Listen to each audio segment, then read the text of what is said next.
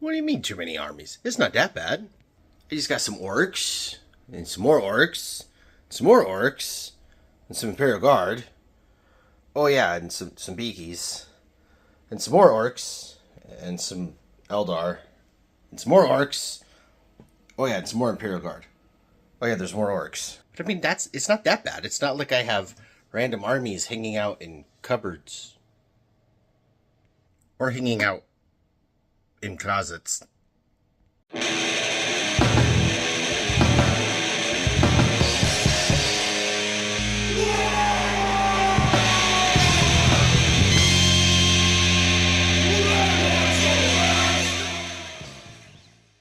Wow! Welcome back to the Realms Go Fast. Old Big Mek here, and yes, it is time to do a State of the Collection video, which might be something new to you if you're only into Warhammer. Let's get into it! Alright, that's right, it is time to try something a little new, at least in the Warhammer space. You see, people that collect a lot of other things, watches, guitars, even die-cast cars, tend to do a thing called a State of the Collection at the end of the year. And it's a really fun kind of way to look at what you've got and what has come and what has gone. So often these hobbies, there's a lot of buying and selling, or there's a lot of changing around of things as you age and progress within the hobby. Guitar players often are hunting for a new tone or something like that, and they will buy and sell guitars like crazy, trying to find the one. And so every year, there really is something different to talk about. These are the few guitars I have now. These are the ones I bought and sold over the year. Same thing with watches. Guys that are into watches, girls too. But people that are into watches, they have timepieces, and they've probably got some that like stay in there forever. But there's a lot of pieces that kind of come and go as your tastes change. You're like, oh, I really like the look of this one online, or in person or whatever, and then you actually wear it and it doesn't quite wear for you correctly, and so that kind of comes and goes. I've seen it with luxury handbags, and again, die-cast cars, and kind of just about every kind of thing that you can collect, except for Warhammer. In fact, it's really, really odd, because other scale model building hobbies tend to do the same kind of thing. Obviously, I build scale models and planes and cars and things like that, and the videos and the channels that I watch for those things, there's a lot of people talking about that they're like, here's everything that I built this year, here's everything that I bought, but also like, here's a bunch of projects I gave up on, where I was like, you know what, I bought these with the intention of building these kits or doing this diorama or something, and then it's just not going to work out, and so they sell it on. But here in Warhammer land, we tend to do what's called a pile of shame. Or maybe a pile of opportunity if you're an optimist, which is all of the backlog things that we have just laying around, and it just gets bigger and bigger and bigger. We never actually talk about getting rid of any of it, or how the collection has moved throughout the year. And I thought this would be a good time to give it a try. So I'm going to do my very best here to kind of go over what I have for a collection, what has come in, what's going out, and what the changes are going to be for 2025. So we'll put the spectacles on, and let's get into the list. All right, first of all is orcs. Obviously, that is my main army, hence the channel, hence all the orkiness. And I have around about 10,000 points, give or take, of unpainted orc stuff laying around. Now, I have more to come on that. If you are very, very interested in orkiness and potentially adding to the size of your army, I highly suggest you are subscribed and watching all the videos around the new year. That's all I'm going to say about that, but foreshadowed. Anyways, I've got a lot of orcs, and a lot of it I am planning on still working on. Obviously, you saw the progress going on my Beast Snag of Force that I've been working on all fall and winter now on, and I do intend to continue finishing that, as well as a bunch of other projects. I've got a whole bunch of knobs that I have been working on to make full-size knob squads. I have some new in the box things that are definitely being added, like the buggies. I own all the buggies, but not all of them are built and painted yet, and I'm definitely going to rectify that. So none of that is going away. Those are all definitely keeper things. However, do I really need 240 of the old boy sculpts anymore? Probably not. So there's going to be some trimming of the orc army. Does that mean the orcs are going away? Absolutely not. Obviously, I'm buying the new tank bustas / breakaboys, in droves when those come out individually to make a bunch of squads of those, as well as any other new figures coming out. And there are definitely still some holes in my Orky army that I haven't filled yet, both with things that I do own. For example, my battle wagon is yet to actually be completed, as well as things that I don't own yet. I don't have the actual Beast Boss on foot sculpt. I've got a kit bashed one. I would like to add him because I need a second one for my army anyway. Couple of the little things like that. So there will be some Orky stuff coming and going, and again, we'll cover that one more in depth come January. Now let's talk about the other armies. And yes, other armies, because face it, everybody that's into Warhammer has multiple armies. First of all, we've all got a starter set, and every single starter set comes with 2 different factions to start.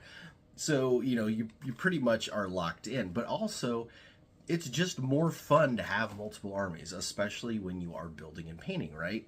Orcs are a very horde army. Their painting style is very, I don't want to say sloppy, but you know, there's a lot of earth tones. You know, you're doing a lot of effects, so rust and scratches and chips and things like that. And then obviously you're painting skin green.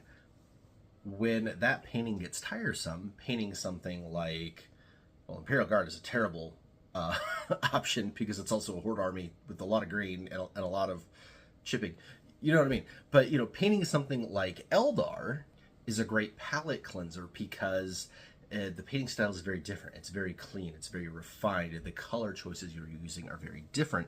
And then play style too. If you play with the same kind of army all the time, it can get a little tiring. It can be fun to do something different. And it's also nice to have a second army, so if a friend comes over, they've got something they can play, you can play against, you can do solo games, play with your kids. Something we do here a lot on the channel with our 4 grots run around is play a lot of Kid Hammer.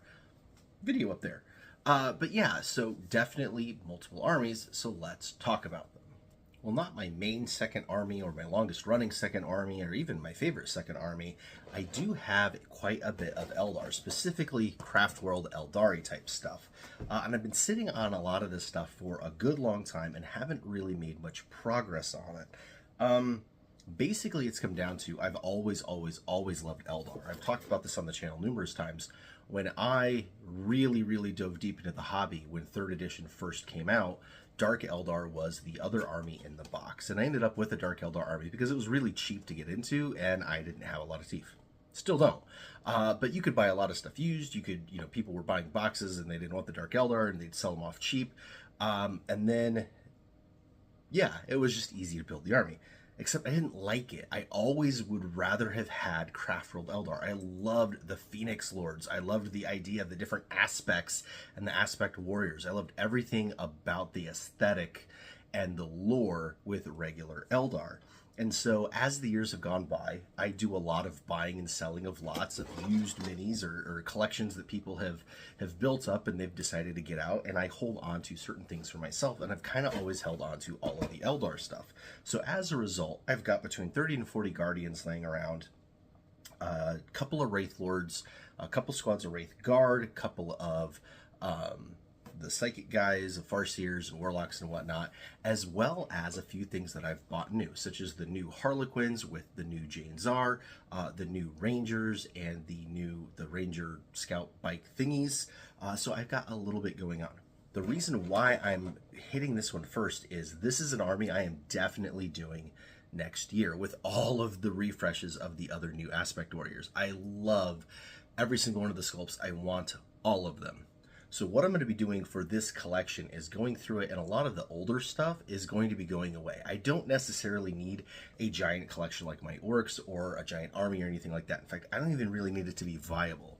I think what I'm looking for here is this is the army that I most enjoy painting for display purposes or competition purposes.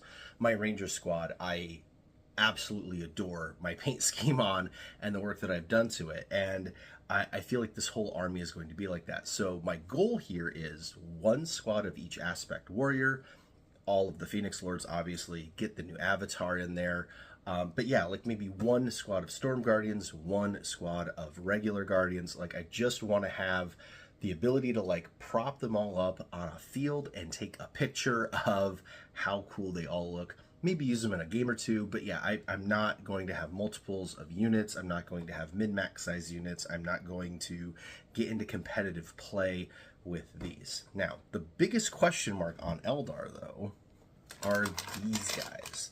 The old Falcon and Wave Serpent models. This is one of GW's OG vehicle models, one of the very first vehicles they ever did, and frankly, it's timeless. It is completely classic. To me, it still holds up in 2024, no problem. That being said, they've come off the web store, and there's definitely lots of rumors about them getting replaced and other Eldar models as well. And I don't know how I feel about that, because I do love this model. And while I've never actually painted one, this is the model I've most wanted to paint since discovering Warhammer 30 years ago. And so I'll probably keep at least one of the old ones to finally paint the scheme that's been rattling around in my head for decades. But if new ones come out and they're good looking, I might have to change some of that. I also happen to have this guy. This is a Wraith Knight. So this is one of the giant Knight size units. He's been partially magnetized. Again, a lot of this stuff I got used in lots, and I've just kind of squirreled it away to keep for a rainy day, and that rainy day is coming. But yeah, I don't know if he's necessarily sticking around or not. Maybe, maybe not. But yeah, come next year when the Eldar stuff finally starts hitting, I'm going to pull this whole army out. We'll do a whole video on it, and there will definitely be some trimming of the fat to make room for the new units, to make sure I have what I actually want, because this is an army of desire, not an army of need. All right, let's get into micro brands or just weird oddball armies. I've got quite a few things laying around that are Chaos Cultist or Mechanicum or Dark Mechanicum related, because I've always wanted a Dark Mechanicum army. To me, it is like the quintessential 40K grimdark bad guy. However, it's not a real army yet. All the armies that you see out there are either using Imperial Guard rules or Chaos rules, sometimes even Genestealer cult rules, and all of the models seem to be kit bashed, except for obviously the new Vashtor, which I really love the Vashtor. I want to get that model. But there's not really anything I can use it with yet. I'm not a Chaos Space Marine guy. I mean, don't get me wrong, I like them. I think they're really cool. It's just not an army I want to build, paint, and own in any of the ways. All of that edge trimming and armor stuff going on, all the spikes. Yeah, it's just a little much for me. I have helped one of my grots build and paint his Death Guard army, and that's been a ton of fun. I really do love those minis and enjoy them. So again, don't get me wrong, I really love them. But it's just not in my pantheon of armies. I can't do them all, and so those guys are at the bottom of the list. However, a Chaos Cultist army or a Cultist / Dark Mechanicum army is definitely on the list. However, this stuff is really hard to come by. It's really expensive when you do find it, and yeah, it's not anywhere near an army yet. In fact, I don't even think I have enough stuff to do a kill team, but it is still staying around because that dream is still there, and with how hard this stuff is defined, it's one of those grab it when you can and then keep it and hold on to it, and hopefully one day we'll have rules to go with it and I can make myself an army. Otherwise, I don't know, I'm just kind of building and painting more things to throw on the shelf, and I kind of don't need that. All right, moving on, the other weird one I have is Imperial Agents / Inquisitors / I don't even know anymore, but I have a number of things like this. So I've got the Cludian Starstriders, I've got the guys that came in the kill team that are the Navy Breachers. I have a bunch of individual Inquisitor models, the ones that were, in the commemorative things and whatnot. And at first I thought all of them were going to go into my Imperial Guard army. However, that has completely blown up out of proportion. We're going to be talking about them next. So, ignore everything Imperial Guard for now. But the long and the short of it is, now that Imperial Agents has come out as its own faction, and it's not so much an army that I want to do, and it's more like, well, I would attach maybe some Imperial Agents to my Imperial Guard versus having a complete Imperial Agents army. It's kind of changed what I want hanging around. So the Breachers might be leaving, along with all of the Gallodark stuff. I did buy a lot of the kill team stuff for boarding actions type things. I had all these great grand plans of playing a lot of that, and it does still seem really cool. However, it takes up a ton of space, it's worth a ton of money, and I haven't touched it in the 2 years that I've owned it. So, as far as the state of the collection goes, it should probably go to make room in both space, time, and money-wise for other more important things in the collection. So yeah, I think these guys are on the chopping block, again, along with all of those breachers, probably a lot of the Inquisitors. I'll probably keep a couple of things around that can actually attach to the Imperial Guard army. Think your Assassins, maybe an Inquisitor or two. But I think everything else, I think all of the squads, and I think all of the terrain is definitely going away. All right. Now let's talk Imperial Guard. This has been the biggest upheaval, and frankly, it's all come within the last couple of weeks. Let's go to the workbench and I'll show you what I'm talking about. So this is my main Imperial Guard army, at least the stuff that is fully painted, and as you can see, it is based on the old Cadian sculpts. And while I do have some other things, such as the Armageddon Steel Legion here, most of the army is these Cadian guys. Now the thing is, that's not even the army that I want or the army that it should be. Let me show you what's buried in the bottom of the case. This is my actual Imperial Guard army. These are old school metal Valhallans. And this is the army that I've always wanted. This is the army that I love. And yeah, it's kind of small, but very, very, very cool. Especially the Hellhound there. Now you see why I have so many Cadians to round that army out. To actually play an Imperial Guard army, and even remotely competitively, you need to have a bunch of infantry squads. And well, frankly, a Valhallan infantry squad runs a whole lot of teeth, and there's only so many sculpts. It starts looking very repetitive, so that little bit that I have is what I have. Now, you can see I do have quite a bit of tanks, and I've definitely flirted with the idea of just doing a mechanized force for the Valhallans. However, as the rules have changed and evolved, as the game has grown, that has kind of fallen out of favor, as well as just the way that you build the vehicles is very different. Now you want sponsons on all of your Leman Russes. Now you want to have Rogel Dorns. And yeah, there's not like a specific mounted unit as a troop unit anymore. That's not a thing. So yeah, just a lot of those models have kind of fallen out of the wayside. So now I've kind of got this army that isn't really usable in 10th. Which had actually led me to making my Imperial Guard army an homologated army. So I was trying to include as many different units as I could, as many different regiments as I could. So, I mean, you all saw the Armageddon Steel Legion, the Cadians, the Valhallans. I also added in the Death Corps of Krieg from the Kill Team set, and then was going to get the Attilan Rough Riders. So that gave me 5 different regiments in my combined force, and I thought that was, you know, decently cool, even if it wasn't exactly what I wanted.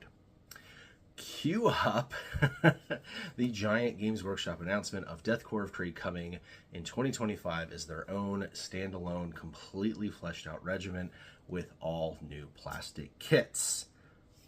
They're not the great coats that I want in the Valhallans, but they are definitely the great coats that I will buy, because they are a million times cooler than my old school Cadians, as well as actually going to be usable in 10th and going forward, whereas a lot of my stuff might actually be going away. All of my infantry squads, as you saw, have a heavy weapons team in them, and that might be something that doesn't survive the new Guard Codex. That's something that's been rumored quite often. So my army is kind of more compliant for, say, 3rd through 9th editions, and really is just kind of multiple armies. So here is what is happening with my Imperial Guard at State of the Collection. I am splitting it into 3 different armies. Now, I know that sounds crazy. Old Big Mek, you said you have too many armies. You're taking one army and turning it into 3. How is that helping your collection? Well, let me explain. First of all of my Imperial Guard models that are too old to be relevant in 10th edition are going to the Valhallan army. So those old small sentinels, the older sculpts of the vehicles, all the Valhallans themselves, any other old school metal special characters are all going in that army. And that is going to basically stay around as a nostalgic display army in the display case, and will be 3rd and 4th edition Codex compliant. So if I ever want to play an old school game of 40K or use one-page rules or something like that, I've got my favorite army on hand to do it. Maybe. There is a possibility that I decide to sell that collection off, as it is indeed worth quite a bit of teeth, and not being somebody made of money, you know, that could go a long way toward funding a new army that is actually useful. It's just, that was, you know, one of those childhood dream armies, and I've never fully realized it, and it could be really, really hard pill to swallow.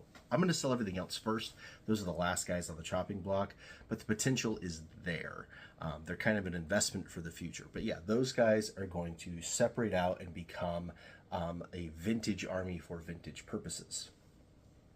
The Deathskull of Krieg that I do own, which I think I have either 2 or 3 squads of them, are obviously staying. I'm going to add to them with all the new Deathskull of Krieg and make, and then all of the new vehicles that do transfer over are going into that army, and that is going to become my actual Imperial Guard army, which sounds weird because right now my second largest army that is built and painted is Imperial Guard. I've got about 2,000 points of it, give or take, but most of that is actually going to get sold. I've decided that all of my plastic Cadians and all of my other kits that don't fit those other 2 armies are going to get put together and finished painted and sold as a completed army in order to fund the Deathskull of Krieg. I've done this a million times before. I had a 30k Blood Angels army that I had built and painted and converted and stuff. I sold that in order to fund my Beast Snaga upgrades for my Orc army.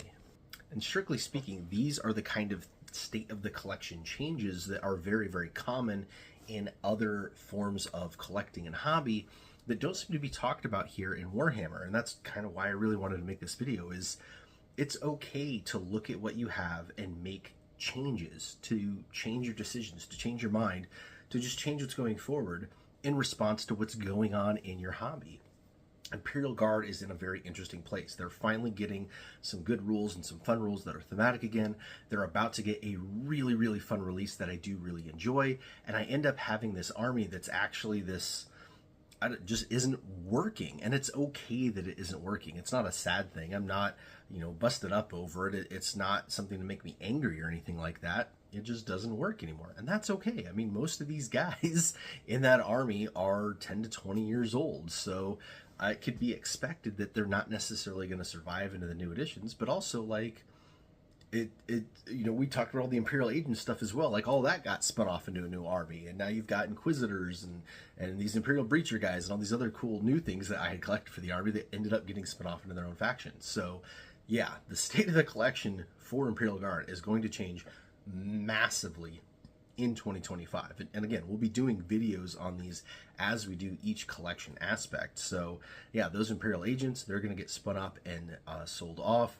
The old school Guard, the metal stuff, the Valhallan stuff, is going to get squirreled away to be an old school army and not even remotely try to be current compliant. The new stuff that is all good for Deathskull of Krieg is staying around, and everything else is out of here in order to fund the next move. All right, we got one more army left, and then a surprise. Let's get into it. Now, this should come as absolutely no surprise to anyone, but I own the most common army in the world. In fact, it's probably so common that almost every single one of you watching has this exact same army. Of course, I am talking about Gray Space Marines. Specifically, built and unpainted generic Space Marines. For some reason, we all have them. I say for some reason, but we all know the reason. They are in literally every single starter box, and that's what a lot of these guys are. They are all of the Space Marines from the starter boxes. A lot of them are push fit guys from various ones. So I've had Dark Imperium, I've gotten a few of the Indomitus guys, I've got the Leviathan starter set, obviously, as well as a couple of others. There were a few of those double up boxes like Wake the Dead that I did get and kept all these Space Marine portions of. Now, this army is a little unique, if any Space Marine army can be called unique, and that all of them have helmets. I don't have a single bare head in the entire army because that's the way that I wanted it.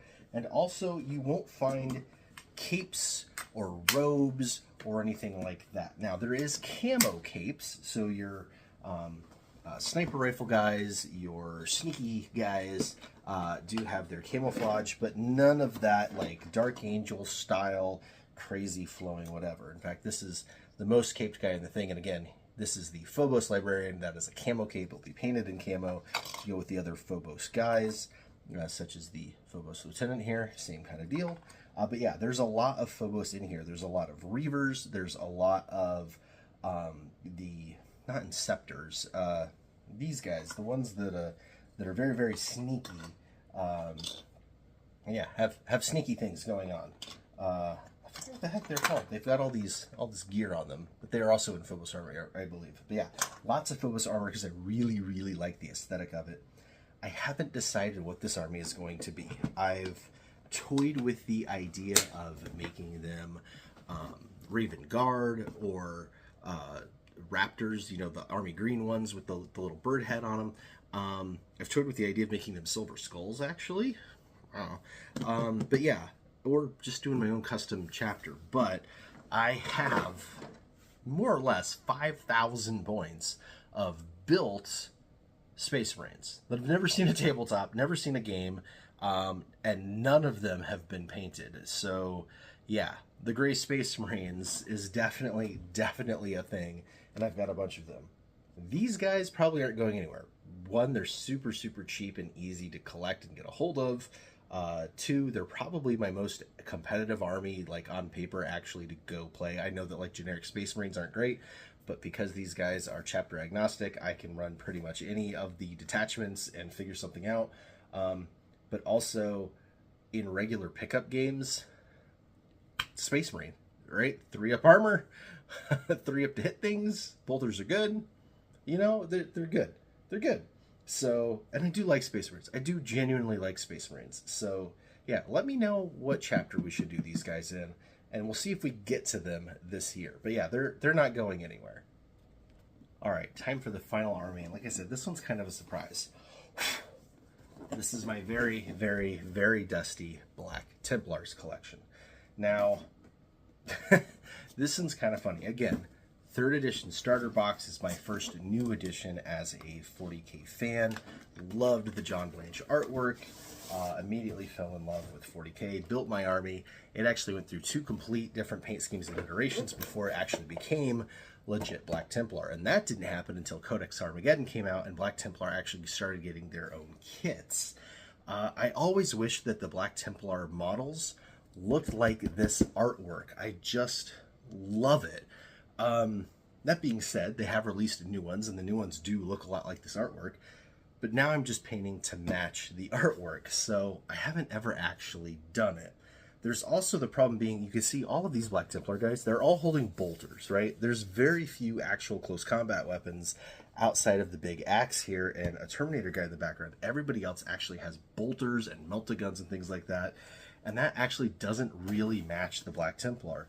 You'll also notice that other than the 2 characters, nobody has robes on. So the idea of all of these squads having these robed guys and skulls and candles everywhere, a lot of the aesthetics of the minis and a lot of the aesthetics that have come out for Black Templar since this artwork have veered drastically away from it. So what is cool in my head and what is working on the tabletop don't necessarily line up. Yeah, so that's why they have remained pretty much completely unbuilt, new on sprue. That being said, I did talk about my Space Marine army being a lot of like push fit and things from starter sets and not having any robes. Well, that's because everybody that is bedazzled with the robes has ended up in my Black Templar collection to become a Black Templar. So I actually have quite a bit of Black Templar rolling around. I want to say it's around 1,500 points all in with all the different options and characters and things that I have laying around. I have decided that this is the first army to go for 2025. So this will be the last time they ever appear in State of the Collection. The reason is simple. Black Templar were my main army, like I said, for since Codex Armageddon through the end of 5th edition, and then I sold them all and they all disappeared. I didn't keep a single mini from that army. Since then, Warboss Fred, a good friend of mine, has bought me the original special edition captain that came in my starter box, and I have lovingly restored him and painted him and put him in the display shelf. I'm not going to show him to you right now because he broke in my move and I still haven't fixed him 2 years later. So I need to glue his axe back together and then touch up the paint. I'm a little embarrassed about that, but I have him. He's really important. He's really cool to me. He will stay, but I have no need to recreate my army from 20 years ago into modern plastic, only to never play it. And as far as painting an army for display goes, I already have this Eldar army that I'm going to paint for display. I already have this Valhallan army that's sitting there in the bottom that could really use the same treatment. Do I really need to paint a Black Templar army that's going to look exactly like every other Black Templar army on the planet and then not even play them? The answer is no. So yeah, these guys are going bye-bye. Say goodbye to the Black Templar. They are no longer one of my armies. All right, that's going to do it. That is my entire collection of Warhammer 40K here at the end of 2024 going into 2025. That is the state of my collection. Built and painted stuff, I'm sitting at around 3,500 points of completely built and painted orcs. I'm sitting at around 1,500 points of completely built and painted Imperial Guard, but as you saw, a lot of that is going away. And then I've got basically a couple of kill teams out of the other factions. It is going to be a huge year of upheaval for my armies, especially outside of my orc collection, as my main #2 army gets scattered to the wind and redone, and as an army that I have loved for a long time finally comes into fruition. We'll see how much of that I get built and painted, which you'll be able to watch in a year for the next State of the Collection video. But as far as this year goes, that's where I'm at. I did get a lot of progress done on my orcs this year. I did not get a lot of progress done on any of the other armies. I did put my head down and get a lot of that Imperial Guard painted this year, but not as much as I'd wanted. And then again, like I said, it's all going to end up going away anyway. So I think I need to reevaluate my armies that I'm painting for play and figure out how to do that. Hence that Gray Space Marine army. Let me know what you think I should do for that. And maybe we can get those guys all painted up really, really, really super fast so that I have an actual legit second painted army that can match the size and depth of my orc collection for more play. All right, that's going to do it for this one. We'll see you in the next video, and until next time, Wagon!